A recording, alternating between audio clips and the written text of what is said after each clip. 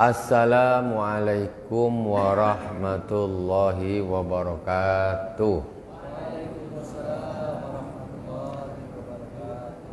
Alhamdulillahi rabbil alamin. Wassalatu wassalamu ala sayyidil mursalin wa ala alihi wa sahbihi ajma'in. Subhanaka la ilma lana illa ma 'allamtana innaka antal alimul hakim. Rabbi israh li sadri wa yassir li amri wahlul 'uqdatam min lisani yafqahu qawli. Allahumma shalli ala sayyidina Muhammadin tibbil qulubi wa dawaiha wa afiyatil abdani wa shifaiha wa nuril absari wa diyaiha wa ala alihi wa sahbihi wa sallim. Hadirin jamaah salat fardu maghrib Masjid Al-Hikmah PN Karimun Kepri yang dirahmati Allah Subhanahu wa taala, kaum muslimin dan muslimat di mana saja berada yang dirahmati Allah. Kajian kita pada malam hari ini yaitu kitab Risalatul Muawanah karya Al-Imam Al-Habib As-Sayyid Abdullah bin Alawi Al-Haddad, seorang tokoh sufi saleh zuriyah baginda Rasulullah sallallahu alaihi wasallam. Ma'ruf beliau adalah seorang wali yang besar, wali yang agung. Jadi kita belajar di sini, belajar kepada seorang wali yang agung, bukan dengan orang ecek-ecek, sekedar pintar cakap saja. Jadi kita sama-sama belajar di sini.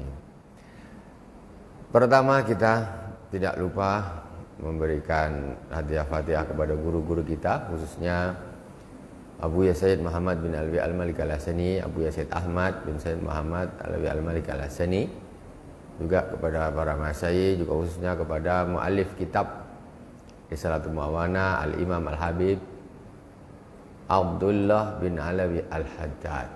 Amaddanallahu bimadadihim wa afada alaina min barakatihim wa anwarihim wa ulumihim fid dini wad dunya wal akhirati bisirril Fatihah. A'udzu billahi minasyaitonir rajim. Bismillahirrahmanirrahim. Alhamdulillahi rabbil alamin. Arrahmanir rahim. Maliki yaumiddin. Iyyaka na'budu wa iyyaka nasta'in. Ihdinas siratal mustaqim.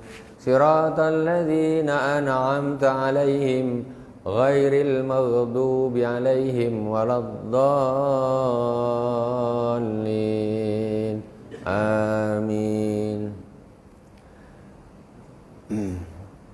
Alhamdulillah, kita sekarang sampai kepada fasal qala al-musannifu rahimahullahu taala al-Habib Abdullah bin Al-Haddad wa alaika bi imarati awqatika bi wadhaifil ibadat hatta la tamurra sa'atun min lailin aw naharin illa wa takunu laka fiha wadhifatun minal khair tastaghriquha biha fabidzalika tadharu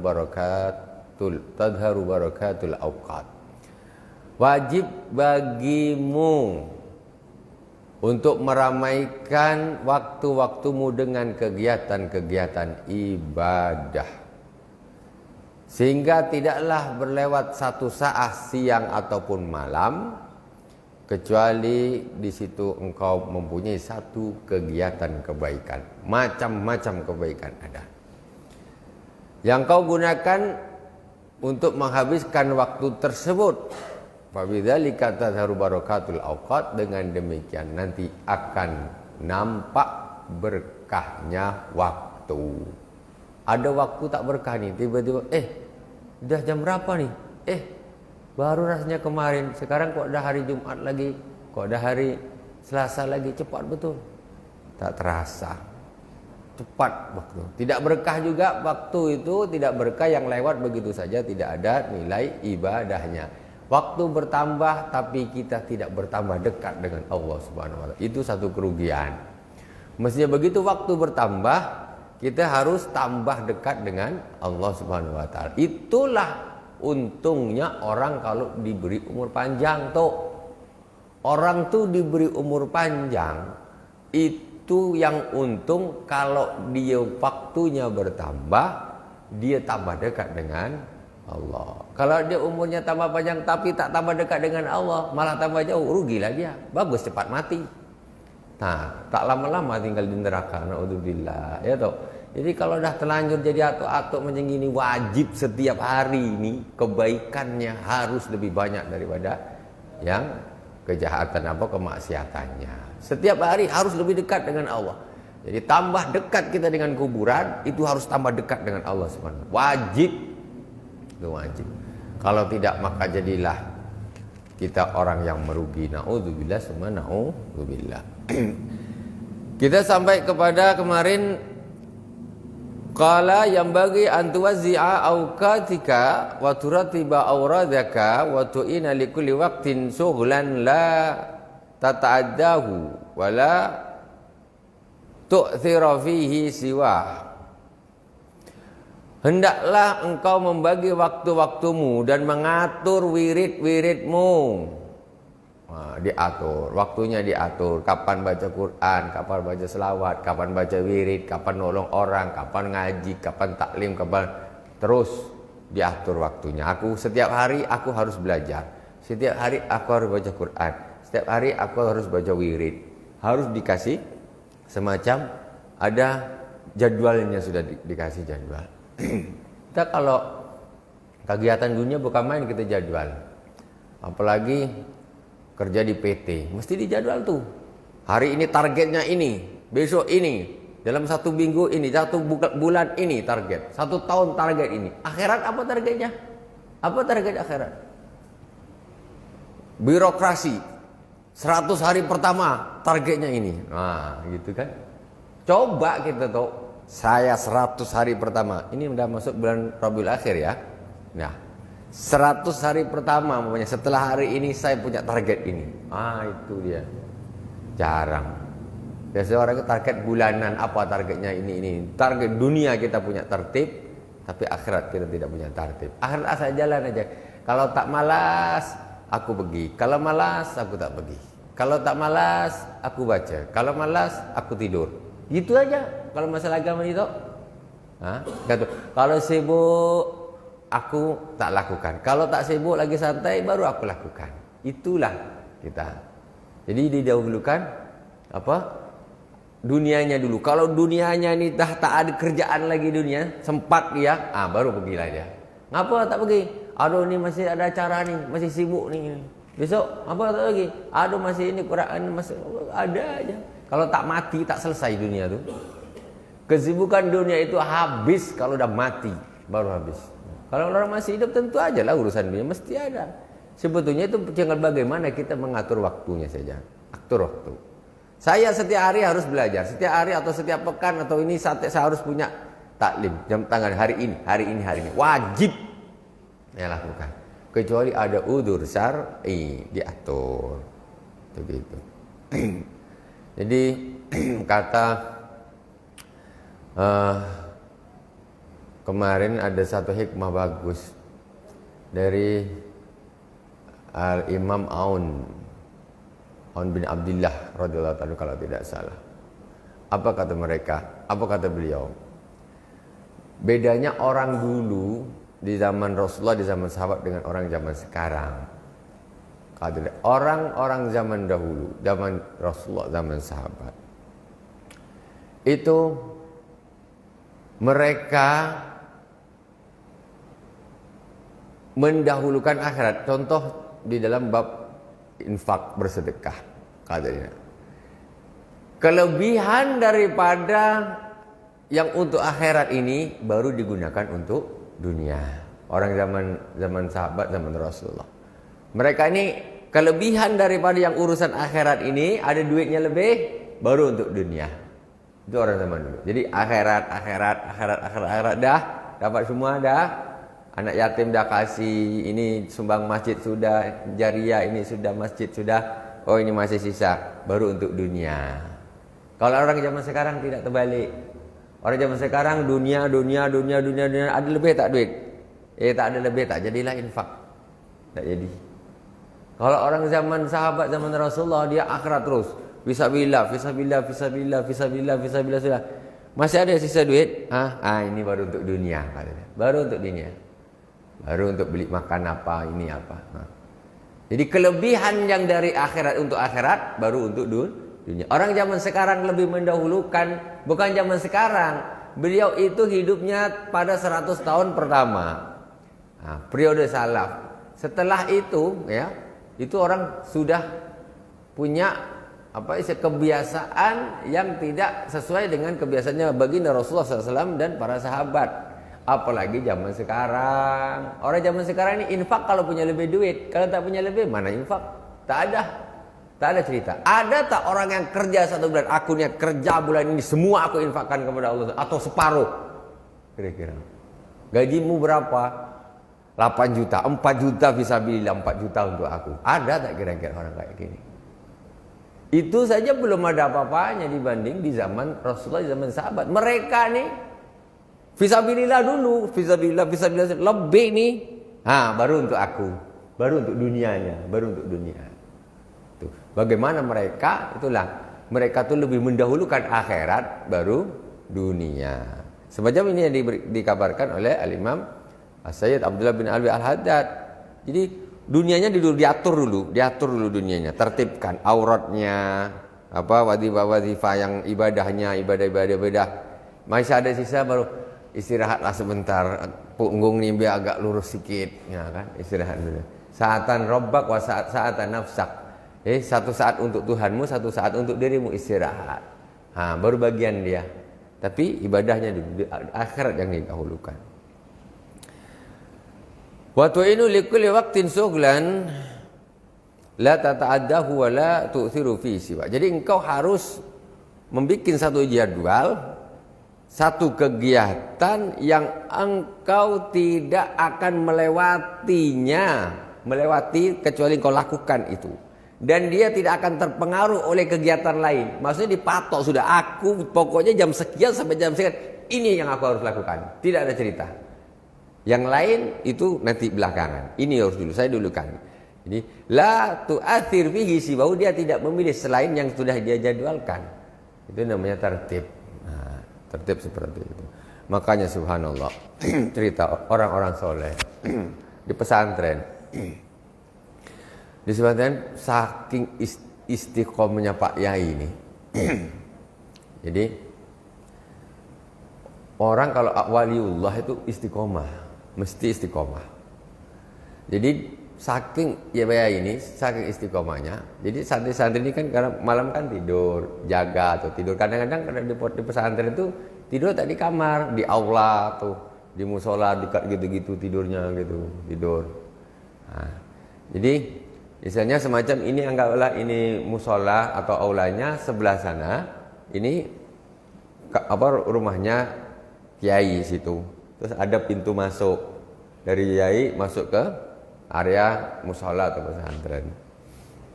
Begitu istiqomahnya kiai, santri ini yang biasa tidur di situ tuh, kalau malam hari bunyi kreket, pintu ini lama tak dikasih minyak, memang kalau buka bunyi kreket, mesti kalau tengok jam 2 gitu kan. Pokoknya setiap malam, tak perlu nengok jam lah. Tak perlu gini mana jam berapa nih. Kalau udah daftar biasa kau punya kreket. Ini jam 2 nih, mesti begitu. Itu istiqomahnya macam itu, luar biasa. Luar biasa. Itu aulia. Ya, para wali itu mereka istiqomah. Mudah-mudahan Allah menjadikan kita hamba-hamba yang istiqomah, amin. Itu seperti itu. Beginilah seperti mana yang sarankan, yang dianjurkan oleh Al-Habib Abdullah bin Alawi Al-Haddad. Dia mesti jam sekian sampai jam sekian, ini mesti aku lakukan. Sudah dipatok dia, jam 2 aku harus sudah sampai buka pintunya itu bisa pas macam mana coba istiqomahnya. Berarti kan pas betul, luar biasa.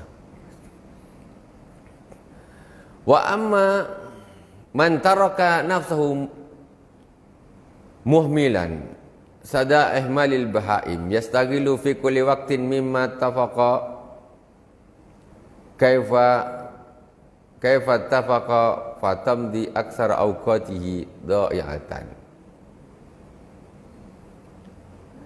Kalau seorang yang melepaskan waktunya begitu saja seperti hewan, maksudnya seperti hewan ini dia tak punya tertib hidup. Kapan dia bangun nampak rumput dia makan, habis itu tak ada kerja dia sudah baring tidur, tak apa pun, tak ada tertib sama sekali. Hewan mana ada tertib? Nah, hidupnya aja gitu, makan tidur, beranak dah, habis itu mati. Hewan macam gitu, tak ada tertib sama sekali. Jadi siapa orang yang membiarkan waktunya seperti hewan, hidup gak punya tertib sama sekali, gak punya jadwal itu. Nah, maka kata beliau,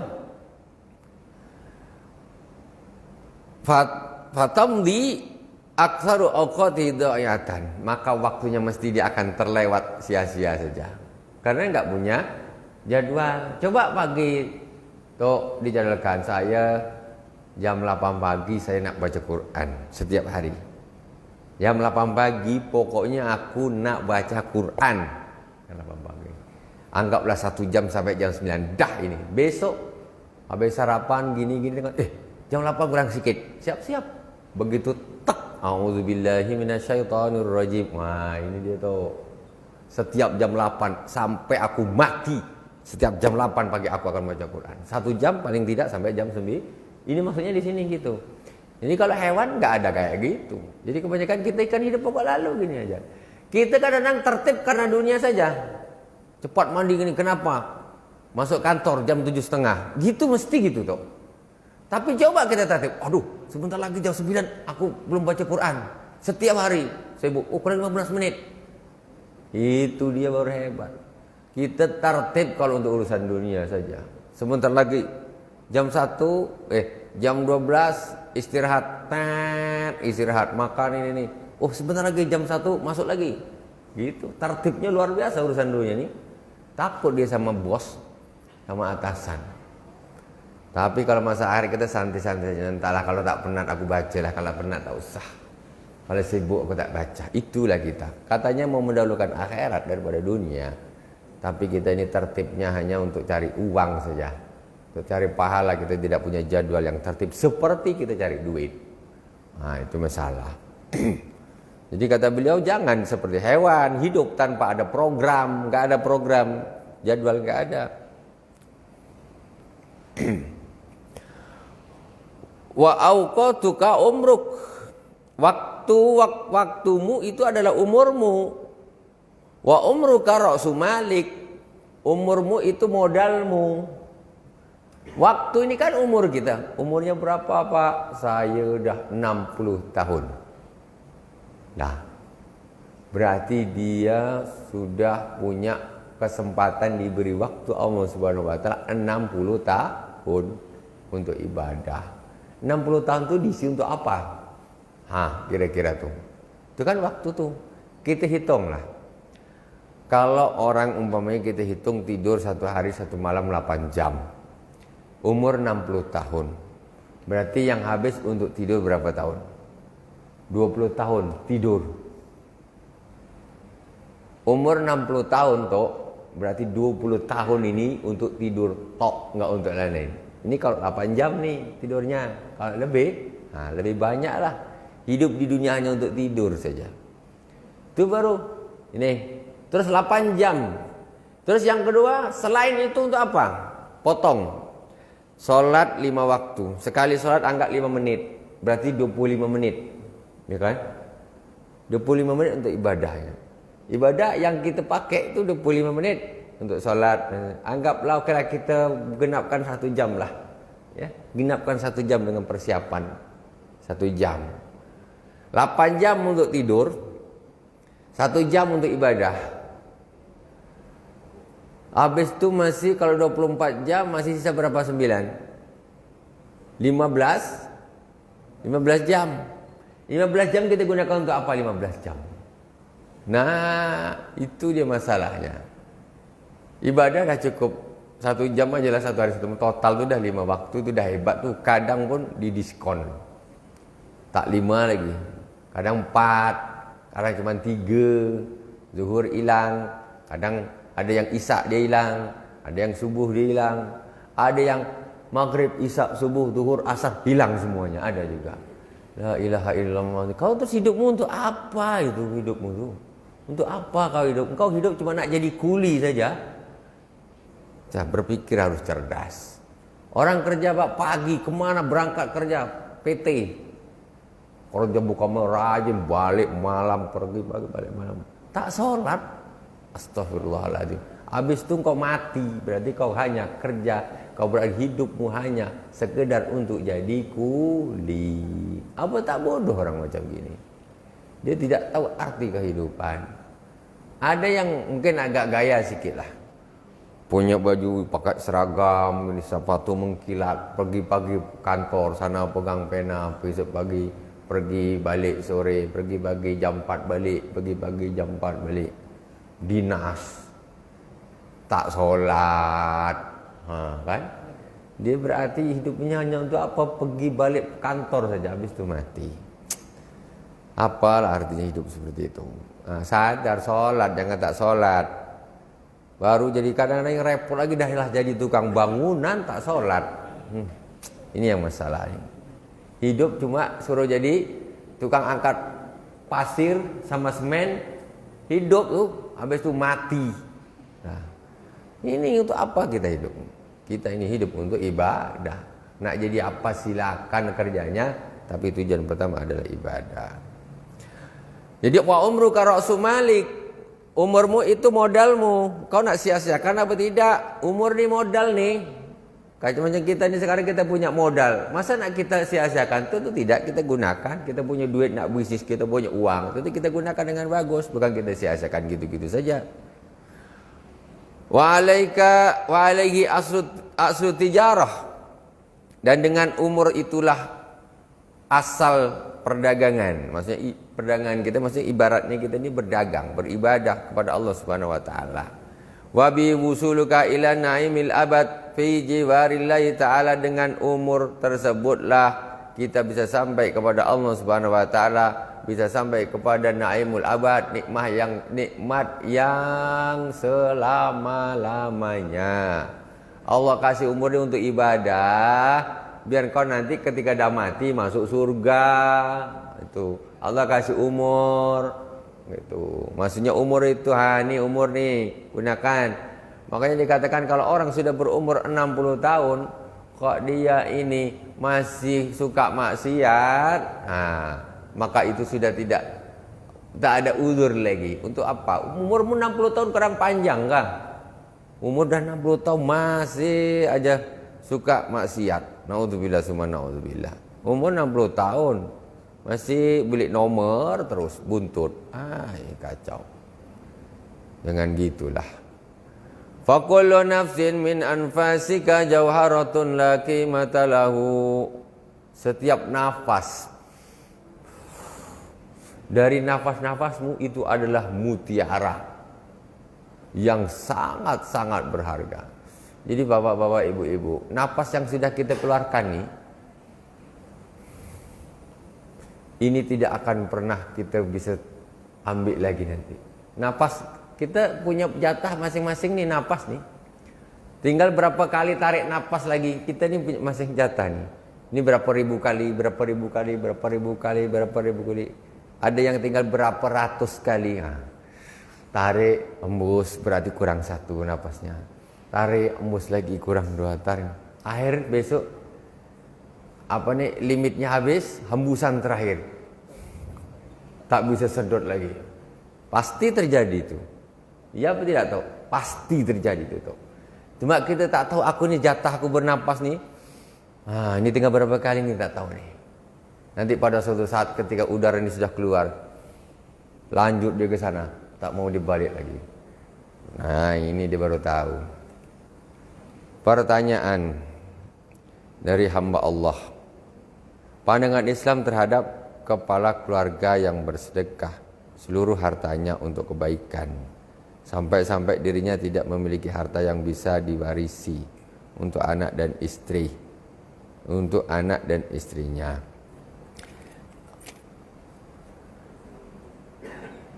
Allah Subhanahu wa taala, jadi begini.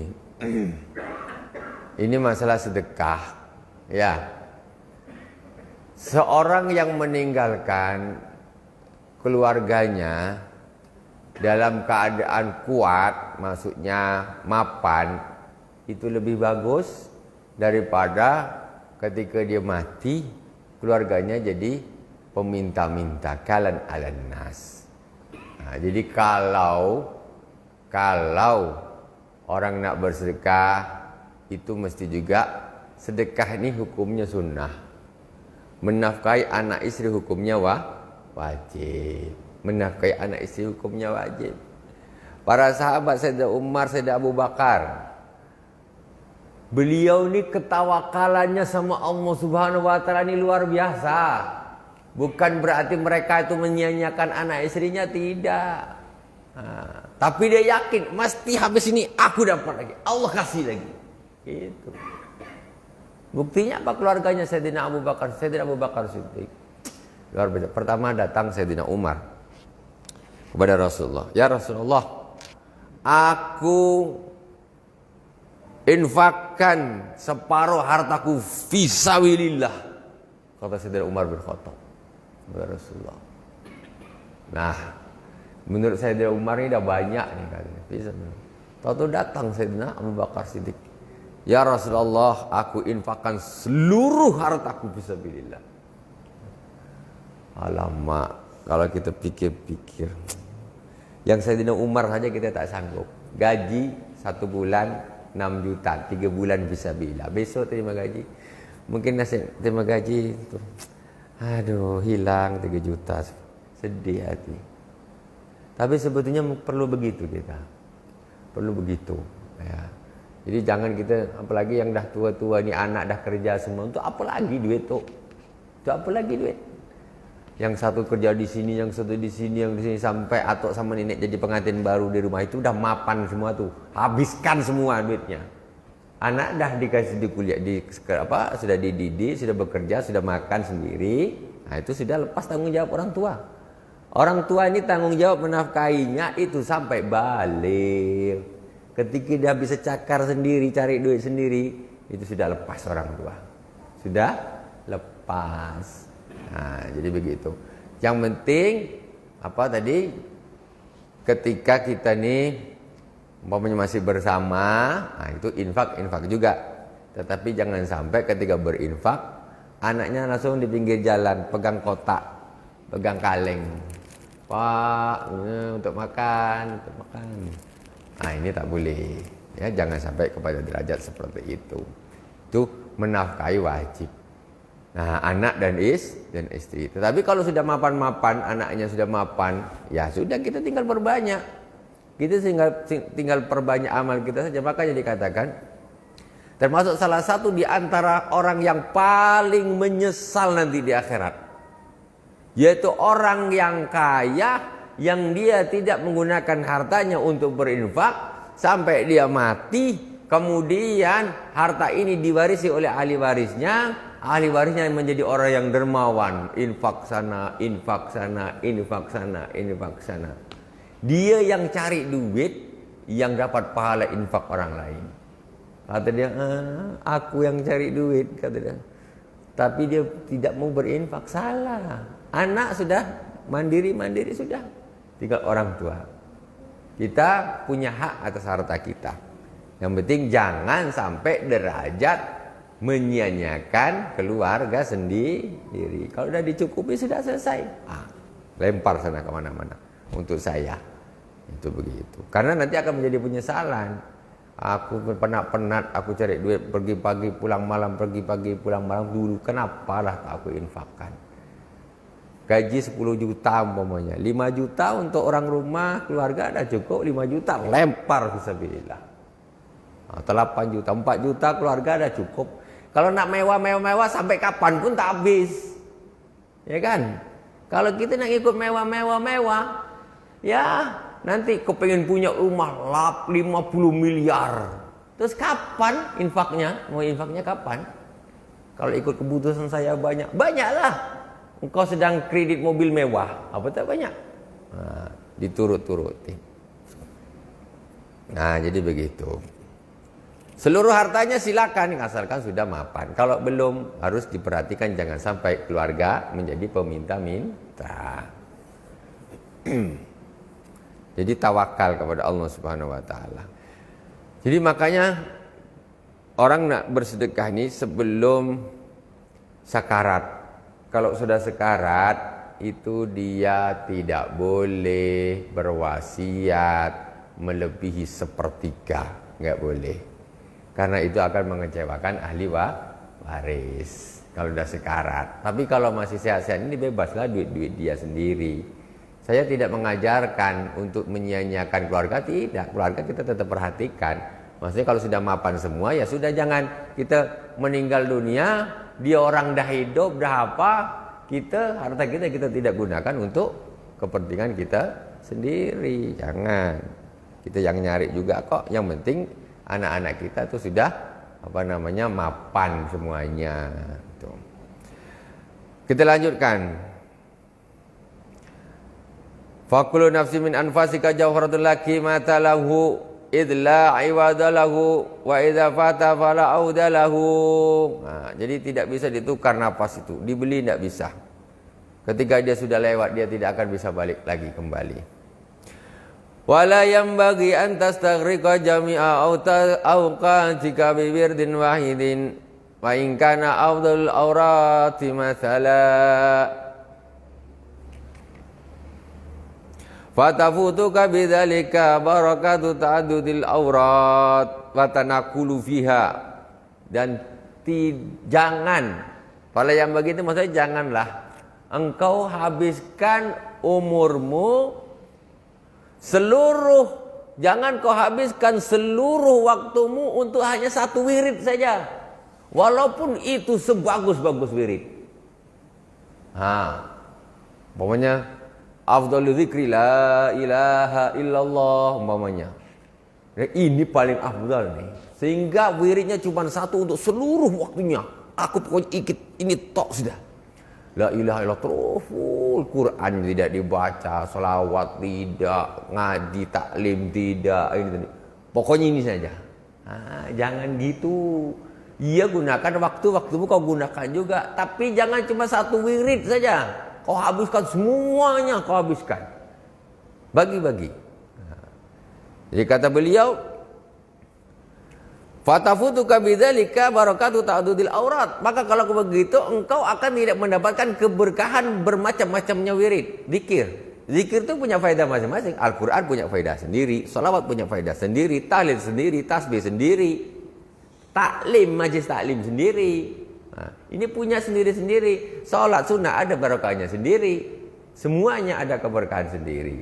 Tafakur ada barakahnya sendiri. Makanya kata beliau tadi diatur. Jangan itu tok yang lain ditinggalkan semuanya. Jangan. Baca Al-Quran, ngapalkan. Zikir tetap dibaca. Ya, Rotibul Atos, Rotibul Haddad, Wirdul Latif. Itu semuanya di situ ada tahmid, tahlil, takbir, Al-Qur'annya ada kumplit, itu sudah terbaca semua di situ. Jadi kita mendapatkan semua keberkahan. Gitu. Maksudnya begitu. Beliau yang disusun Rotibul Haddad. Beliau ini adalah penyusun Rotibul Haddad. Sayyid Abdullah bin Alwi Al-Haddad. Jadi di dalam Rotibul Haddad itu kita tengok dari pertama Al-Fatihah, ayat kursi, terus la ilaha illallah wahdahu la syarikalah. Terus ini bermacam-macam wirid ada di situ. Ini lebih utama daripada kita habiskan seluruh waktu kita ini hanya untuk membaca satu wirid saja. Karena kita akan lepas dari mendapatkan keberkahan dari bermacam-macam jenis wirid tadi semuanya. Baca semuanya. Yang repot ini satu pun tak dibaca. Ngalah sudah. Satu pun tak dibaca. Jangankan nak semua, satu pun tidak. Nah, ini kacau, ini jauh nih. Wa tanaqulu fiha fa inna likulli wirdin atharan fil qalbi wa nuran wa madadan wa makanatan minallahi laysat li ghairihi. Ketahuilah bahwa sesungguhnya di setiap wirid itu ada athar, bekas. Dia akan membekas. Setiap jenis wirid itu dia akan mempunyai bekas tersendiri. Wa nuron atharan fil qalbi, bekas sendiri di dalam hati. Ketika seorang membaca la ilaha illallah, ada bekasnya di hati.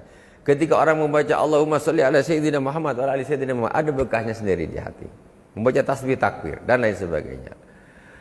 Wa nuron wa madada, dia juga ada nurnya. Kita baca la ilaha illallah, ada nurnya sendiri. Kita baca selawat Allahumma sholli ala sayyidina Muhammad wa ala ali sayyidina Muhammad, ada nurnya sendiri. Kita baca tasbih subhanallah, ada nurnya sendiri. Nah, wa madadan, dan madad.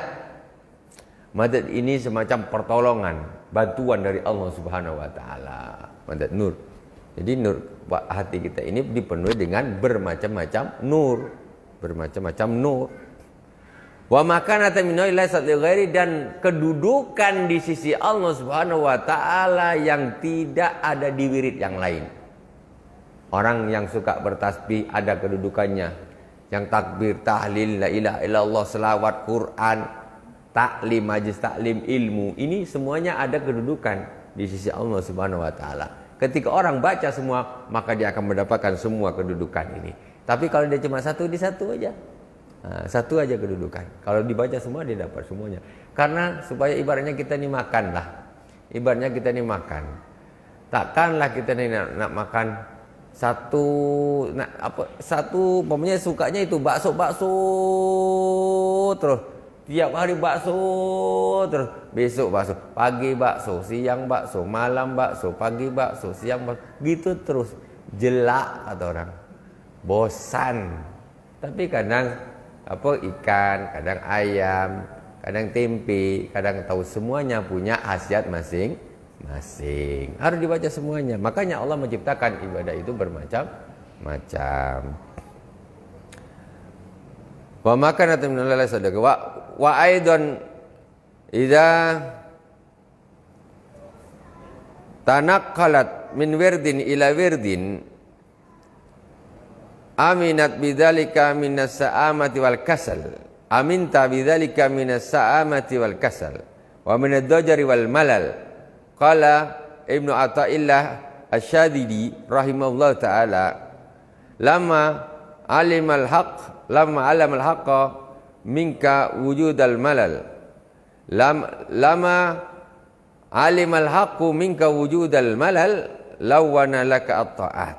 Nah, terus diantaranya pentingnya kita ini, wiridnya tuh berbeda-beda, karena diantaranya salah satunya untuk menghilangkan rasa bosan dan malas.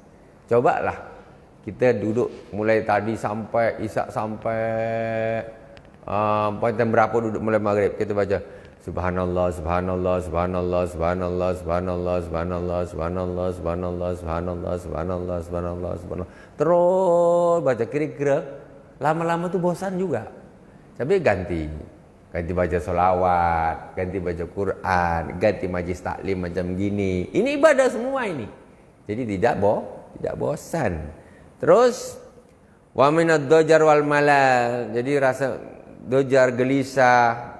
Qala Ibnu Athaillah Asy-Syadili katakan, ketika lama alimal haqqu minka wujudal malal lawana laka ta'at. Ketika Allah Subhanahu wa taala tahu bahwa pada diri kita tuh ada sifat bosan, maka Allah Subhanahu wa taala menjadikan taat itu bermacam-macam.